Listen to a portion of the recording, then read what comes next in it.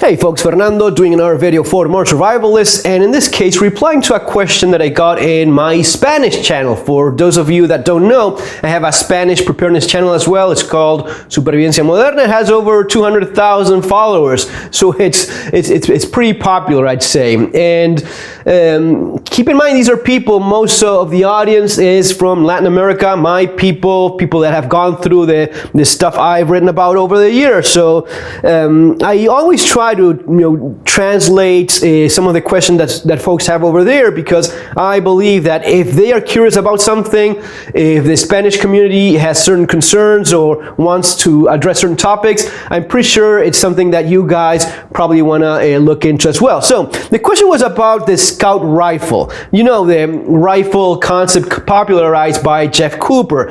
For those of you that don't know, the scout rifle is this idea of a rugged, lightweight, .308 rifle. Usually a bolt-action rifle. Jeff Cooper marketed the Steyr Scout rifle. That was his baby, his rifle. It was fairly popular, and as far as I know, is actually a good rifle too. It had a polymer stock with a system where you could keep some of the magazines.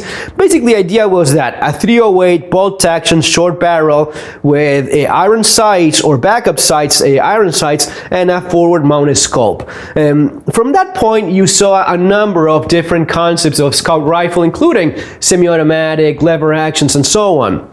You know, pretty much anything that was a short barrel, forward-mounted scope, people would immediately associate that with a scout rifle. I guess that the more similar one to that would be that .308 right there.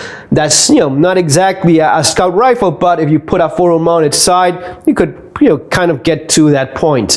That little rifle is nice because it has that very short barrel. All of these are short. I think that none of these would be you would be able to get in the United States without a short barrel rifle stamp, because that's a 14.5-inch barrel. That's a 14-inch barrel over there, and I don't know. I think that the 357 lever action is even shorter than that.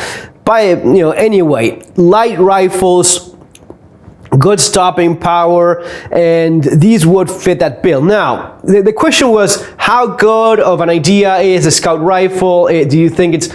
Look, Jeff Cooper thought of it as a general purpose rifle, and I think he did a good job. I mean, man, I like the idea, the concept, the aesthetics. I think it's a cool gun. Not only cool, I think it, fulfills the intended purpose. Now, is that an ideal rifle for fighting?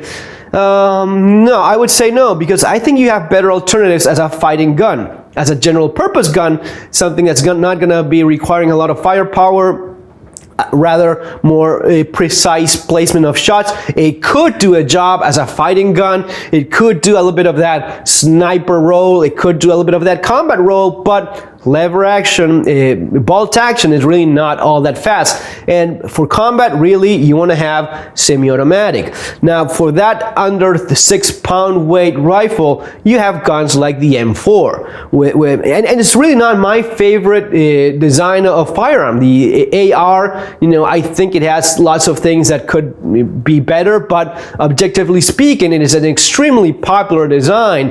And if you know how to work with it correctly, you have a lightweight, accurate gun with a lot of firepower and lots of options.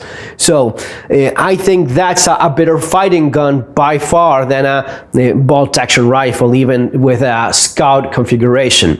Of course, depending on where you are, legally speaking, that may not be an option for you. Guys in UK watching this video are gonna be, damn, Fernando, what are you even talking about? We can have none of that. Well, man, you can have certain rifles,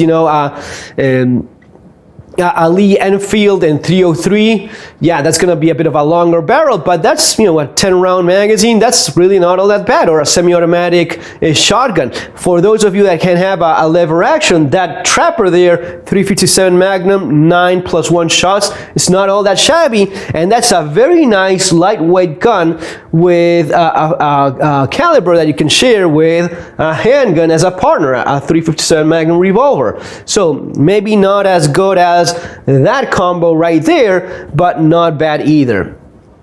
So keep these things in mind. I know that the world is pretty crazy these days, and things are changing rapidly. People that never thought they'd find themselves in certain situations, all of a sudden, are just there.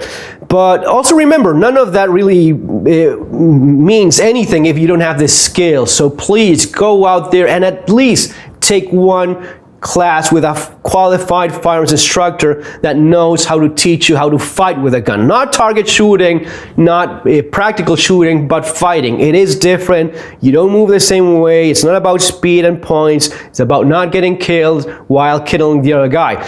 And these things you can only learn from people that are qualified instructors. Not everyone is. Even if someone has some military experience, doesn't mean he's a qualified teacher and knows how to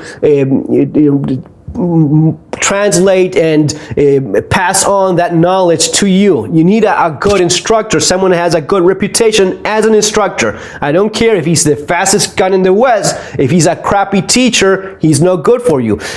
If you cannot get the training from a qualified instructor, I really advise you to get this book that I wrote, Street Survival Skills. I do address a lot of the fighting stuff with guns based on many classes I've taken over the years. And as you notice, there's usually same concepts. I mean, I've taken classes in different countries, and the basics, they're usually the same thing. People that know what they're doing, good teachers, they will usually teach somewhat of the same things. And some of the basics I covered here. This is going to be a lot better than having no idea how to run any of this and doing it for the first time when your life is on the line. The economic aspect covered by Surviving the Economic Collapse, my first book that's also over there. And small favor, I'm close to 1,000 reviews. If you just have a couple minutes, drop a review in Amazon, hugely appreciated. Guys, if you want me to cover any other concept or thoughts or any other specific videos, let me know in the comments below. I'll do my best to address that. Take care, see you on our next video. Have an awesome day.